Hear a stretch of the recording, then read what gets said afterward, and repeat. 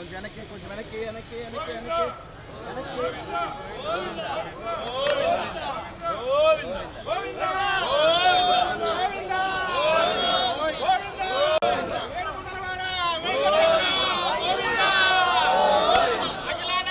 బాబు వెనక్కి రా.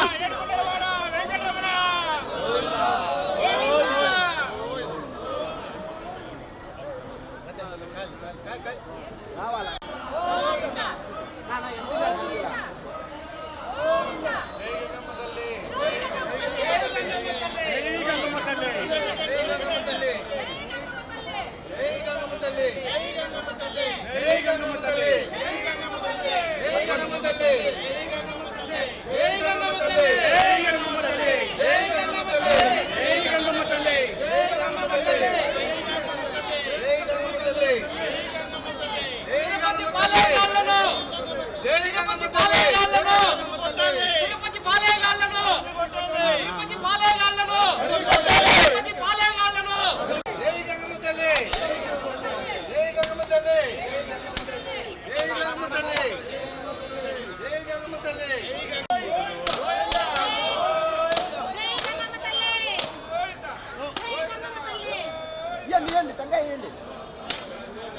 టెంకాయ ఇండియా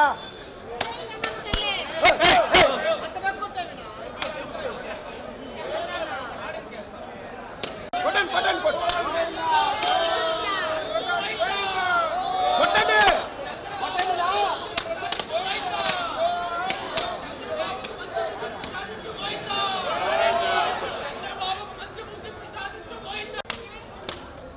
మా వంగద్దు, మా తలకు తగులుతుంది.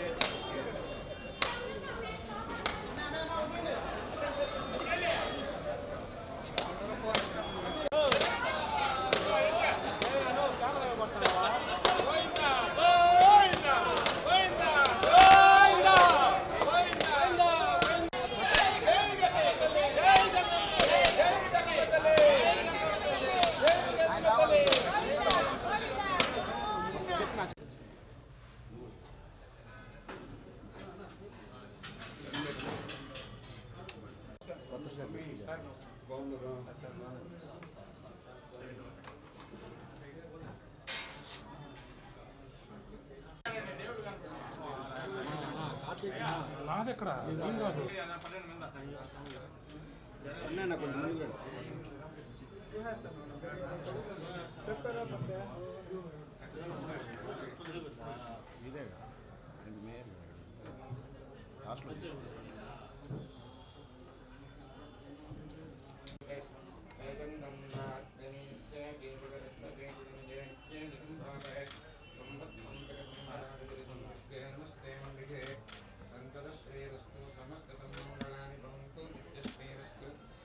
మంగళాని భవంతు రోచనో రోచమానః శోభనః శోభమానః కళ్యాణః.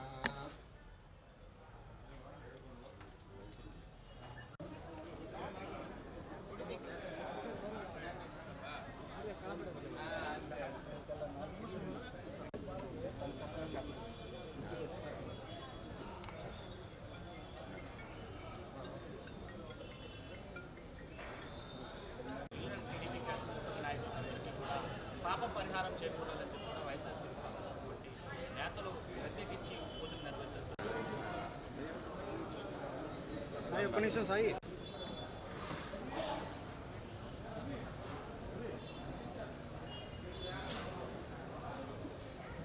తిరుమల శ్రీవారి లడ్డూలో ఉపయోగించేటువంటి నెయ్యి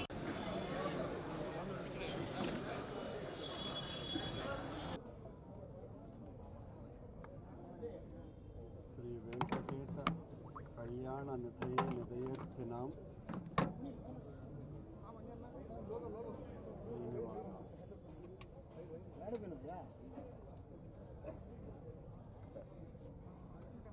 వెంకటేశ్వర స్వామి ఆలయ పవిత్రతకు, ఆలయ విశిష్టతకు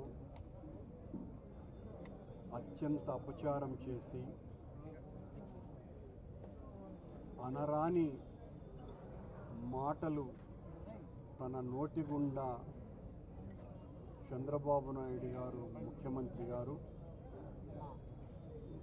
వేల సంవత్సరాల చరిత్ర కలిగినటువంటి ఆలయ ప్రాముఖ్యతను తగ్గించేటువంటి విధంగా మా హయాంలో తయారు చేసినటువంటి స్వామివారి అన్నప్రసాదాలకు లడ్డూకు అత్యంత అమృతతుల్యమైనటువంటి లడ్డూకు నెయ్యికి బదులుగా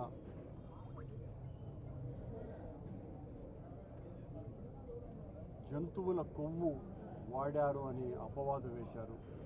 ఇది పెద్ద దుమారమే రేగింది. సాక్షాత్తు ఒక ముఖ్యమంత్రి హోదాలో ఉండి ఇంత పచ్చి అబద్ధాలు చెప్పినటువంటి ముఖ్యమంత్రి దీనికి జాతీయ స్థాయిలో ప్రాముఖ్యతను తీసుకొని వచ్చినారు.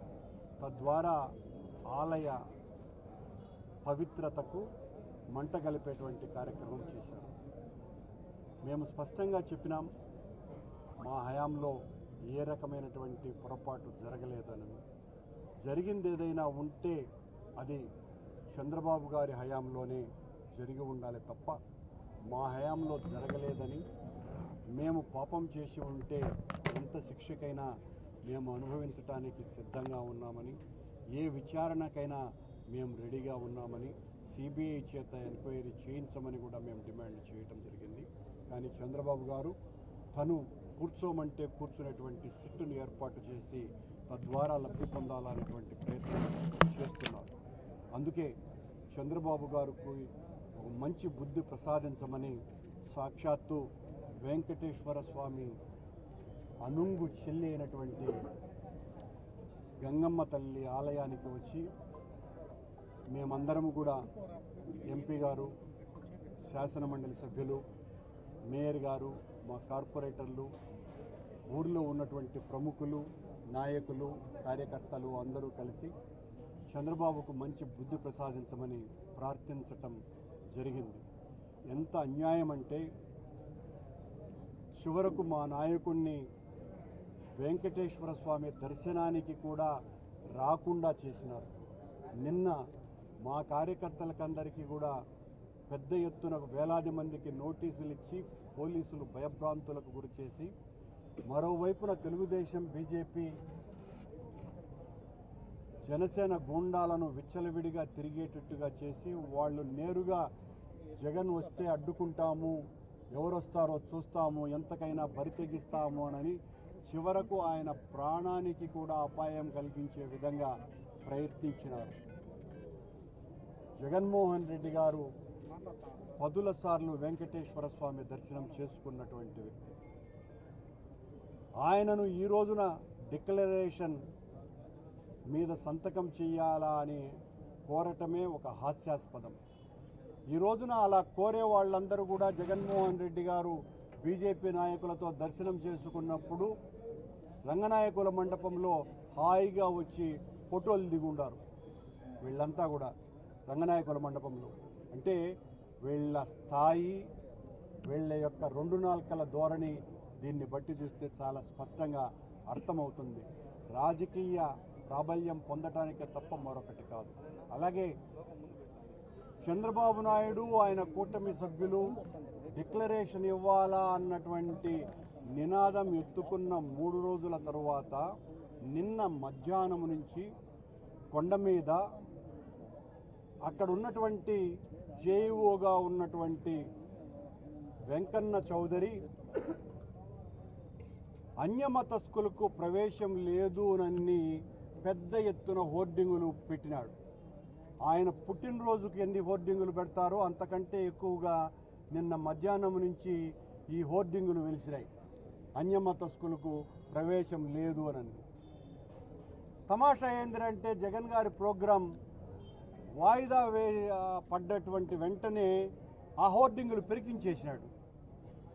అంటే జగన్ గారి కోసమనే ఆ హోర్డింగులు పెట్టారు. అన్యమతస్కులకు ప్రవేశము లేదు, అనుమతి లేనిదే ప్రవేశం లేనిది అని. వెంకన్న చౌదరి వెంకటేశ్వర స్వామికి సేవ చేయాలి కానీ చంద్రబాబు నాయుడు గారికి సేవ చేసి ఒట్టి వెంకన్న చౌదరిగా మిగిలిపోకూడదని కోరుతున్నా. ఈ రకంగా ఆయన ఈ హోర్డింగులు పెట్టడం చాలా తప్పు. పెట్టినటువంటి హోర్డింగులను తీసేయటం అంతకంటే తప్పు. అంటే ఈ రాష్ట్రంలో, ఈ దేశంలో, ఈ ప్రపంచంలో ఒక్క జగన్మోహన్ రెడ్డి గారి కోసమనే ఆ హోర్డింగును పెట్టినట్టు అర్థం. ఆయన రాలేదు అనగానే తీసేశారు. అంటే ఎంత దుర్మార్గమైనటువంటి రీతిలో అధికారులు కూడా ప్రవర్తిస్తున్నారు. తెలుగుదేశం బంట్లులాగా, చంద్రబాబు ఏజెంట్లులాగా, చంద్రబాబు నోటి గుండా ఏది వస్తే ఆ మాట ఈవో మాట్లాడతాడు, పైనున్నటువంటి వెంకన్న చౌదరి అనుసరిస్తాడు. పుట్టినరోజుకు కదా పెట్టుకున్నట్టు ఫ్లెక్సీలు పెట్టారు, మళ్ళీ వెంటనే వాటిల్ని తీసేసినారు. అంటే ఇంకా అన్యమతస్తులు రాకుండా పోతారా? ఒకవేళ వాళ్ళ ఉద్దేశమే అది అయినప్పుడు రోజు కనీసం అంటే 700-800 మందికి పైగా అన్యమతస్తులు వస్తారు. కానీ ఏ రోజును కూడా మీరు డిక్లరేషన్ అడిగిన పాపన పోలేదు.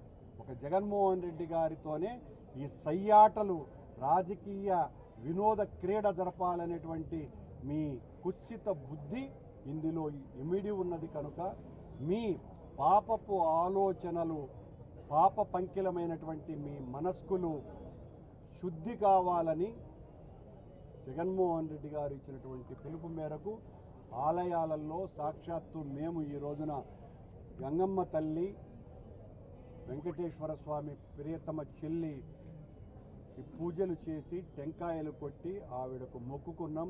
వీళ్లకు ఎప్పటికైనా మంచి బుద్ధిని ప్రసాదించమని. అంటే సిట్ అనేది ఈరోజు వస్తుంది, మొత్తం విచారణ చేపట్టబోతుందని చెప్పిన వస్తుంది. అంటే మీకు సంబంధించి మీరైతే ఇప్పటివరకు మా హయాంలో జరగలేదని చెప్పారు. కానీ సిట్ అనేది ఈరోజు విచారణ చేపట్టబోతుంది. దీనికి సంబంధించి ఏమన్నా చెప్పేసాం కదా దాని మీద. సిట్ అంటే చంద్రబాబు, సిట్ అంటే కూర్చునేది, స్టాండ్ అంటే లేదు. చంద్రబాబు ఏం చెప్తే అది రిపోర్ట్ ఇచ్చేది అని స్పష్టంగా చెప్పారు. తిరుమల తిరుపతి దేవస్థాన చరిత్రలో ఎప్పుడు కూడా బోర్డులు పెట్టిన పాపాన్ని పోలేదు. నిన్న ఉదయమే ఈ బోర్డులు అన్య మతస్థులు తిరుమల తిరుపతి దేవస్థానాన్ని విజిట్ చేసినట్లయితే ముందస్తు అనుమతి తీసుకోవడం తప్పనిసరిని బోర్డులు పెట్టడం. అగైన్ గౌరవ మాజీ ముఖ్యమంత్రి వర్యులు వైఎస్ జగన్మోహన్ రెడ్డి గారి యొక్క పర్యటన వాయిదా అయిన వెంటనే మళ్ళా ఆ ఫ్లెక్సీలన్నీ ఇప్పేయడం. ఇక్కడ తిరుమల తిరుపతి దేవస్థానం అధికారులు స్వామివారికి సేవ చేస్తున్నారా లేదా చంద్రబాబు నాయుడు గారికి సేవ కోసం నిమిత్తమే ఇక్కడ వస్తున్నారనేది మన అందరం క్లియర్గా చూస్తూ ఉన్నాం. వాళ్ళందరి మనస్సులు, అలాగే చంద్రబాబు నాయుడు గారి యొక్క మనస్సు కళింకితమై ఇలాంటి వ్యాఖ్యానాలు చేస్తూ ఎన్నో ఏళ్ల ప్రాశస్త్యం కలిగినటువంటి తిరుమల తిరుపతి దేవస్థానం ఆ వెంకటేశ్వర స్వామి యొక్క పవిత్రతని భంగం కలిగించే విధంగా ఆయన చేసినటువంటి వ్యాఖ్యలకు, పాప ప్రక్షాళనకు నిదర్శనంగా ఈరోజు అన్ని గుళ్ళల్లో రాష్ట్ర వ్యాప్తంగా పూజలు చేస్తూ ఉన్నారు మా నాయకులంతా కూడా. ఖచ్చితంగా ఆ దేవదేవుడు ఇవన్నీ చూస్తూ వాళ్ళకి తగిన బుద్ధి చెప్తారని